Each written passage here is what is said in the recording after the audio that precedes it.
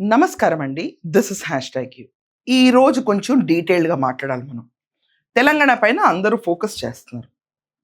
ఇది మా గడ్డ, మాకు ఆప్యాయతలున్నాయి, మమకారాలున్నాయి, ప్రేమానురాగాలున్నాయి. అసలు బీఆర్ఎస్ ఆళ్ళైతే తెచ్చింది మేమే, ఇచ్చింది మేమే. ఆళ్ళొక డిఫరెంట్ పార్టీ. పవన్ కళ్యాణ్ గారొచ్చేసి ఆయన ప్రేమానురాగాల గురించి నిన్న ప్రెస్ మీట్ పెట్టి మాట్లాడారు. ఆయనదొక స్లాంగ్, ఒక డిఫరెంట్ వెర్షన్. రేవంత్ రెడ్డి గారి మీద అందరూ ఒక రకంగా సూటిగా బాణాలు వేయటం మొదలుపెట్టారు. కాంగ్రెస్ పార్టీకి చెందిన రేవంత్ రెడ్డి తెలంగాణకి ఏం చేయలేదా? ఇది మొదలు పెడదాం డిస్కషన్లో. వెళ్లే ముందు నిన్న తెలంగాణ ఆవిర్భావ దినోత్సవం రోజు వేరెస్ కేసీఆర్ బయటకు రాడా? మాట్లాడడా? కనీసం పార్టిసిపేట్ చేయడా? ఆయన పెద్ద మనిషి ఇంట్లోనే కూర్చుంటే ఆ పార్టీ స్థితి గతి ఏంటి? ఆల్రెడీ బయట అందరూ సోషల్ మీడియాలో రాస్తున్నారు, హరీష్ రావుకి కేటీఆర్కి పడట్లేదు, ఆధిపత్య పోరు నడుస్తుంది.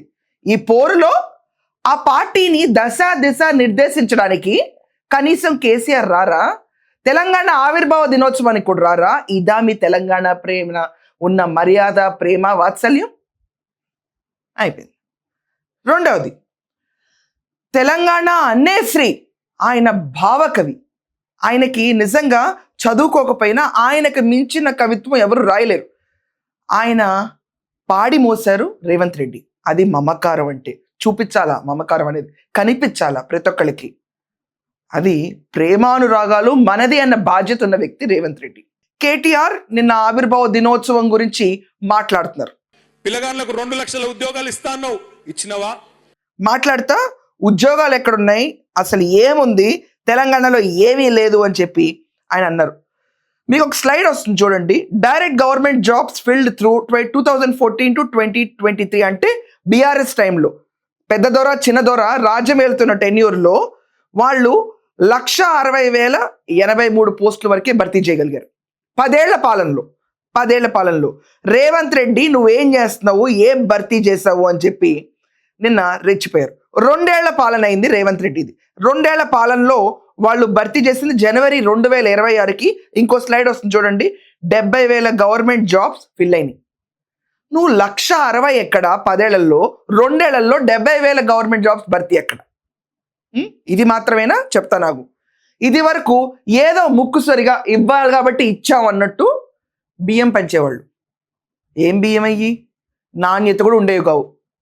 ఫార్టిఫైడ్ రైస్ తీసుకొచ్చి వాళ్ళందరూ అమ్మేసేవాళ్ళు. ఎవరండి ఇప్పుడు ఈ రిచ్ క్లాస్ సొసైటీ వీళ్ళందరూ కూడా దోశల మెత్తగా రావడానికి ఆ బియ్యాన్ని కొనుక్కునేవాళ్ళు. రేవంత్ రెడ్డి వచ్చి నీ నోట్లోకి వెళ్ళే ముద్ద విలువ నాకు తెలుసు అని సన్న బియ్యం ఇవ్వటం మొదలు పెట్టాడు. ఒక్కడు అమ్మితే ఒట్టు, ఒక్కళ్ళంటే ఒక్కళ్ళు. మనతో పాటు వాళ్ళు అదే తినాలని చెప్పి ముందుకొచ్చి ఎంత భారమైనా భరించి రాష్ట్రంలో ప్రతి ఒక్కళ్ళు సన్న బియ్యం తినాలి అని చెప్పి రేవంత్ రెడ్డి వస్తే హవాక్. పెన్షన్ల గురించి ఇంక పెద్ద మనుషులే చెప్పాలి. పెన్షన్ పంపిణీల గురించి 1 కోటి పైగా పెన్షన్ అప్లికేషన్లు వచ్చినాయి రేవంత్ రెడ్డి సర్కార్ ఇలా రాగానే. మరి 10 ఏళ్ల పాటు 1 కోటి మంది కళ్ళకు కనిపించలేదో ఏంటో వీళ్ళకి. అక్కడ ఎవరికి ఏం అర్థం కాదు. వచ్చి ప్రతి ఒక్కరికి పెన్షన్ పంపిణీలు చేస్తుంటే బాధ వచ్చేస్తుంది రేవంత్ రెడ్డి పైన. సరే, ఓన్లీ వీళ్ళని ఫోకస్ చేస్తున్నారా, సంక్షేమ పథకాలేనా అంటే రేవంత్ రెడ్డి సింప్లిసిటీ కూడా ఫిదా అవుతారు ఒక్కొక్కళ్ళు. దొరలు రాజుల పరిపాలన, గడి పరిపాలన లాగా పటేల్ పట్వారీ సంస్థలు తీసేసినా కూడా 10 ఏళ్ల పాటు పాలన అలాగే సాగింది.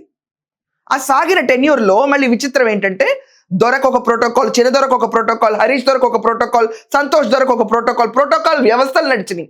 ఈయన మాత్రం 3 కార్లు వెళ్తున్నారు. అది చాలా సింపుల్ మ్యాటర్, జనాలకి కన్నా చాలా ఇంపాక్ట్ఫుల్ మ్యాటర్. పక్కన పెట్టండి. రైతు 0 సూసైడ్లో ఉంటే ఫేక్ రైతులందరినీ తీసుకొచ్చి మిగతా వాళ్ళు మనవాళ్లే 4-5 ఉన్నారని చెప్పి బాల్కా సుమన్ ఓపెన్ గా అన్నాడు. ఏంటంటారు ఇక్కడ? రైతులు వస్తున్నారా రోడ్ల మీదకి? నిన్న మా భీమారంలో నేషనల్ హైవే దిగ్బంధించారు మా వాళ్ళు. 5 రైతులు వచ్చిర్రు, 60-70 మంది మనోళ్ళు. నిన్న చెన్నూరులో కిష్టంపేట దగ్గర జాతీయ రహదారి మీద కూర్చున్నారు.